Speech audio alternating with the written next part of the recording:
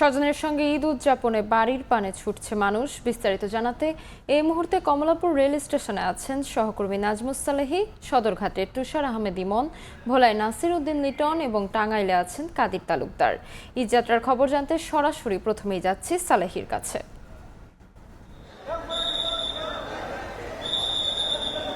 Kamalapur rail স্টেশনের ৫ নম্বর platform থেকে ছেড়ে যাচ্ছে, এই মুহূর্তে ৫ নম্বর প্ল্যাটফর্ম থেকে ছেড়ে যাচ্ছে নীলসাগর এক্সপ্রেস। যেই ট্রেনটি আসলে চিলাহাটির উদ্দেশ্যে এখান থেকে ছেড়েছে। দেখতে পাচ্ছেন যে ৬টা ৪৫ মিনিটের ট্রেন, কিন্তু সেই ট্রেনটি এখন ছাড়ছে ৮টা বাজার পরে এবং পুরো ট্রেনের ছাদে দেখতে পাচ্ছি আমরা ছাদ ভর্তি মানুষ। পুরো ট্রেনে আসলে কোথাও ভিড় এত বেশি, প্রচণ্ড পরিমাণে ভিড়, গাদাগাদি ঠাসাঠাসি করে মানুষ সর্বোচ্চ পর্যন্ত ওঠার পরে আসলে যেভাবে পেরেছেন দরজা জানালা দিয়ে ভিতরে প্রবেশ করার পরেও আসলে হচ্ছে ভিতরে আর কোনো জায়গা নেই, যেই কারণে মানুষ এখন পুরো ট্রেনের 14 কোচের ট্রেন, পুরো কোচ উপরে যত সংখ্যক মানুষ, ভিতরেও আসলে তত সংখ্যক মানুষ। ভয়াবহ পরিস্থিতি। অর্থাৎ কমলাপুর রেল স্টেশন থেকে যদি ট্রেনের ছাদে সেই পরিমাণ যাত্রী হয়, তাহলে বিমানবন্দর রেল স্টেশনে সমপরিমাণ যাত্রী কিন্তু আসলে অপেক্ষা করছে ওই রুটের। সুতরাং বোঝাই যাচ্ছে যে যাত্রা আসলে আজকে উত্তরবঙ্গের প্রতিটি ট্রেনের ক্ষেত্রেই এই ধরনের বিড়ম্বনা এবং ভোগান্তিতে পড়তে হবে, কারণ প্রতিটি ট্রেনই কম বেশি আজকেও বিলম্ব হবে যাত্রা। দেখতে পাচ্ছেন যে ৬টা ৪৫ মিনিটের ট্রেন ছেড়ে যাচ্ছে ৮টা ১০ মিনিটের দিকে। ঠিক একইভাবে রংপুর এক্সপ্রেস এবং হচ্ছে একতা এক্সপ্রেস, সকালে যে উত্তরবঙ্গের ট্রেনগুলো রয়েছে সেগুলো কিন্তু আজকে অনেক বিলম্বে এখান থেকে ছেড়ে যাবে। প্রতিটা ট্রেনই আমরা দেখতে পাচ্ছি যে উত্তরবঙ্গের ট্রেনগুলো সকাল থেকে যে কয়েকটা ছেড়ে গেছে, তার প্রতিটি ছাদ ভর্তি মানুষ, ভেতরে কানায় কানায় পূর্ণ হয়ে গেছে মানুষ। আমরা যাদের সঙ্গে কথা বলছিলাম অনেকেই আসলে বলছেন যে তারা টিকিট কেটেছেন, তারপরেও ভিতরে প্রবেশ করতে পারেননি, এত পরিমাণ যাত্রী চাপ। বিশেষ করে আজকে রেল কর্তৃপক্ষ বলছে যে দুপুরের পর থেকে উত্তরবঙ্গে যে ট্রেনগুলো আছে সেই ট্রেনগুলোতে আরও বেশি অতিরিক্ত চাপ হওয়ার শঙ্কা রয়েছে। তারা আসলে সেটাই আমাদেরকে জানাচ্ছেন। এখন পর্যন্ত কমলাপুর রেল স্টেশন থেকে পূর্বাঞ্চলের যে কয়টি ট্রেন ছেড়ে গেছে তা সবগুলোই মোটামুটি সঠিক সময় ছেড়ে গেছে। পূর্বাঞ্চলের ট্রেনগুলোতে উত্তরবঙ্গের ট্রেনের চেয়ে যাত্রী চাপ কিছুটা কম, সুতরাং পূর্বাঞ্চলের যারা যাত্রী রয়েছেন তাদের যাত্রা বেশ স্বস্তির এবং আরামদায়ক। তবে উত্তরবঙ্গের ক্ষেত্রে সেটি কিন্তু অনেকটা বিড়ম্বনার। একদিকে যেমন শিডিউলের কিছুটা হেরফের রয়েছে, ২ থেকে আড়াই ঘন্টা বিলম্ব রয়েছে, অন্যদিকে কিন্তু কানায় কানায় পরিপূর্ণ মানুষ।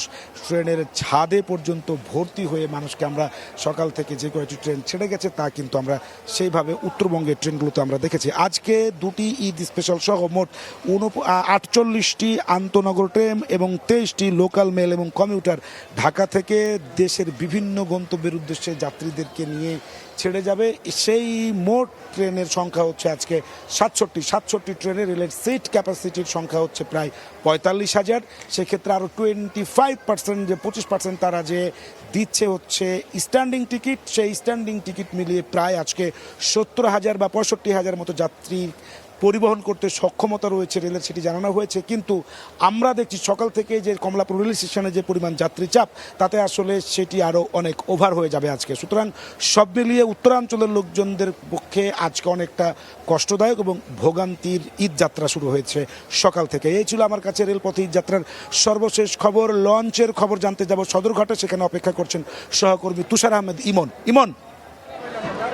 ঈদের আর মাত্র 2 দিন বাকি এবং ঈদকে কেন্দ্র করে কিন্তু প্রিয়জনকে দেখার আকাঙ্ক্ষায়, প্রিয়জনের সাথে ঈদ কাটানোর আকাঙ্ক্ষায় ঘরমুখো মানুষ ইট পাথরের দেয়ালের এই শহর ছেড়ে নারীর টানে দেশে ফিরছেন। এবং আমি এই মুহূর্তে দাঁড়িয়ে আছি সদরঘাটের লঞ্চ টার্মিনালে। এখানে কিন্তু বেলা বাড়ার সাথে সাথে মানুষের ভিড়ও বাড়ছে। আমরা সকাল থেকে এখানে ছিলাম এবং দেখেছি যে সকালে যে পরিমাণ যাত্রী ছিল, আস্তে আস্তে বেলা বাড়াতে যাত্রীর সংখ্যা বেড়েছে। তবে এখনও কিন্তু ভোর 6টা থেকে এখনো পর্যন্ত কোনো লঞ্চ সদরঘাট লঞ্চ টার্মিনাল থেকে ছেড়ে যায়নি। কিছুক্ষণ আগে সেন্ট্রাল অ্যানাউন্স সিস্টেম থেকে ঘোষণা করা হচ্ছিল যে 8:30 বা 9টার দিকে প্রথম লঞ্চটি ছেড়ে যাবে এবং যাত্রীদেরকে ওঠার জন্য বলা হচ্ছিল। এবং এই যে নিরাপত্তা বাহিনী এখানে যারা নিয়োজিত আছেন, নিরাপত্তা কর্মী যারা আছেন, তাদের আনাগোনাও কিন্তু বেলা বাড়ার সাথে সাথে বাড়ছে।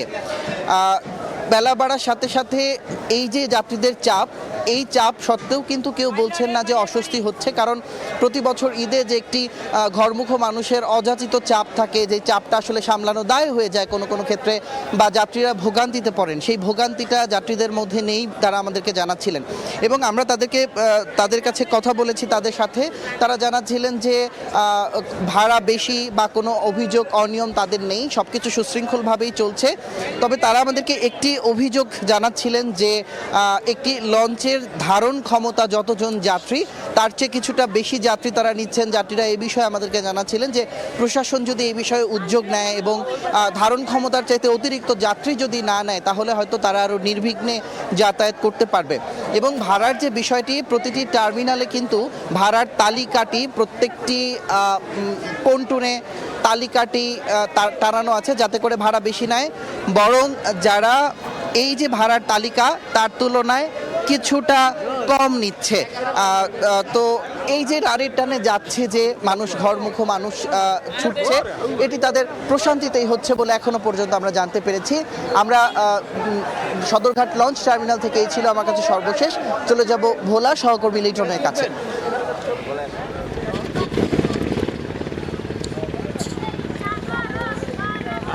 নৌপথে আসলে দ্বীপ জেলা ভোলা সকাল থেকে দেখছি যে আমরা নৌকা ট্রলার বোঝাই করে হাজার হাজার যাত্রী নারীর টানে ঘরে ফিরছে। আর একদিন বাদেই পবিত্র ঈদুল আজহা। আমি রয়েছি এখন ভোলার সর্ববৃহৎ লঞ্চঘাট ইলিশাতে। এই মুহূর্তে আমরা দেখতে পাচ্ছি যে বৈরী আবহাওয়ার মধ্যে লক্ষ্মীপুরের মধুচৌধুরী ঘাট থেকে নিষিদ্ধ ট্রলারে করে যাত্রীরা এই যে ইলিশা ঘাটে এসেছে। এখানে অনেক নারী পুরুষ শিশু সহ একের পর এক ট্রলার আসতেছে। আমরা গত 1 ঘন্টায় মধুচৌধুরী ঘাট থেকে এই ইলিশা ঘাটে আমরা 10টারও বেশি ট্রলার আসতে দেখেছি। যে ট্রলারগুলি আসলে এই সময় মেঘনা তেঁতুলিয়া নদীতে চলার কথা নয়, কিন্তু যাত্রীদের সাথে কথা বলে যেটা জানতে পেরেছি যে এই রুটে যানবাহনের বা নৌযানের সংকটের কারণে তারা অনেকটা বাধ্য হয়ে এই ট্রলারে করে ঘরে ফিরছেন ঈদ আনন্দ উপভোগ করার জন্য স্বজনদের সাথে। আমরা বিআইডব্লিউটিএ সূত্রে যে তথ্য পেয়েছি, আজকে দ্বীপ জেলা ভোলা ঢাকার রাজধানী থেকে আজকে 16টি লঞ্চ বিভিন্ন ঘাটে এসেছে। সদরঘাট থেকে যে লঞ্চগুলো ভোর রাতেই থেকে সকাল 7টার মধ্যে ঘাটে যাত্রীদের নামিয়ে আবারও যাত্রী আনার জন্য ঢাকার উদ্দেশ্যে রওনা করে গেছেন। এছাড়া ভোলা বরিশাল রুটে পশ্চিমাঞ্চলের যাত্রী পরিবহনের জন্য 20টির মতো ছোট লঞ্চ রয়েছে, যেগুলো প্রতি ঘন্টায় ঘন্টায় ভোলা বরিশাল রুটে যাতায়াত করছে। আর ইলিশা থেকে মধুচৌধুরীর ঘাট, বিশেষ করে চট্টগ্রাম এবং সিলেট সহ পূর্বাঞ্চলের যাত্রী যারা রয়েছেন ভোলামুখী, তাদেরকে আনার জন্য এই রুটে 4টা সি ট্রাক এবং 3টি লঞ্চ রয়েছে, 4টা বিএডব্লিউটিসির বড় ফেরিও রয়েছে। কিন্তু আমরা দেখতে পাচ্ছি যে সেইগুলোতে এই রুটের যাত্রীদেরকে জন্য পর্যাপ্ত না। এখানে সকাল থেকেই অনেকটা ভোর রাত থেকে মধুচৌধুরীর ঘাট থেকে এখানে ছোট ছোট জেলে ট্রলারে করে, কাঠবডির জেলে ট্রলারে করে যাত্রীরা আসতেছে এবং একের পর এক যাত্রী ঘাটে নামছে এবং তারা গন্তব্যের উদ্দেশ্যে তারা যাচ্ছে। যে যাত্রী এবং সংশ্লিষ্টরা জানাচ্ছে যে এই ট্রলারে যারা আসছে এটা অত্যন্ত ঝুঁকিপূর্ণ, এটা বন্ধের জন্য সুপারিশ করেছে সংশ্লিষ্টরা। আমরা আরো তথ্য জানার জন্য টাঙ্গাইলে রয়েছে সহকর্মী কাজী তালুকদার, আমরা যাবো তার কাছে। রাস্তা পর্যন্ত প্রায় 23 কিলোমিটার এলাকা জুড়ে দীর্ঘ যানজটের সৃষ্টি হচ্ছে। আবার কিছু কিছু সময় 5 মিনিট 7 মিনিটের জন্য যানজট আবার ফিরে যাচ্ছে বলে আমরা জেনেছি। তো আমরা এখানে কথা বলেছিলাম, এখানকার কর্তব্যরত চালক এবং যাত্রীদের সাথে আমরা কথা বলেছিলাম। তো তারা আমাদেরকে জানিয়েছি যে মূলত অনেকেই গত রাতে কিন্তু ঢাকা থেকে বাড়ির উদ্দেশ্যে রওনা দিয়েছে। বিশেষ করে উত্তরবঙ্গের যে যাত্রী রয়েছেন, মানুষ রয়েছেন, তারা কিন্তু রওনা দিয়েছেন গতকাল রাতে। তো সেই গতকাল রাত থেকে এখন পর্যন্ত কিন্তু এই যে টাঙ্গাইল এসে পৌঁছেছেন, অর্থাৎ এই 7 থেকে 8 ঘন্টা পর্যন্ত টাঙ্গাইল আসতে সময় লাগছে। অর্থাৎ ঢাকা টাঙ্গাইল মহাসড়কে চন্দ্রা থেকে একেবারে যমুনা সেতু পর্যন্ত ফিরে ফিরে যানজট চলছে। কখনো কখনো যাচ্ছে গাড়ি, তবে বেশিরভাগ সময় তাদেরকে রাস্তার উপরে বসে থাকতে হচ্ছে। তো আপনি দেখছেন যে এই যে গাড়ির চাপ, এই গাড়ির চাপ কিন্তু প্রচন্ড পরিমাণে বেড়ে যাচ্ছে। তো সকাল থেকে যেহেতু আজকে গাড়ির চাপ দেখতে পাচ্ছি, আমরা বলতেই পারি যে আজ সারাদিনই এরকম যানবাহনের চাপ থাকবে। তো মূলত মানুষ বিভিন্ন প্রকারের যানবাহনে করে যাচ্ছে, বাস, ট্রাক, পিকআপ, মোটরসাইকেল বিভিন্নভাবে তারা যাওয়ার চেষ্টা করছে এবং জীবনের ঝুঁকি নিয়ে যেতে গিয়ে কিন্তু অনেকেই সড়ক দুর্ঘটনায় কবলিত হচ্ছে। আপনি জানেন যে গতকালই কিন্তু ঢাকা টাঙ্গাইল মহাসড়ক যমুনা সেতু পূর্ব পাড়ের একটি এলাকায় সনাতন নামক একটি এলাকায় সড়ক দুর্ঘটনায় ট্রাকে দেশের বিভিন্ন স্থানের ঈদযাত্রার সর্বশেষ পরিস্থিতি নিয়ে সরাসরি যুক্ত ছিলেন। আমি কি কিছু ধরেছি নাকি? আপুটা আপনাকে চেক আউট করছে। জাস্ট কুল থাকুন।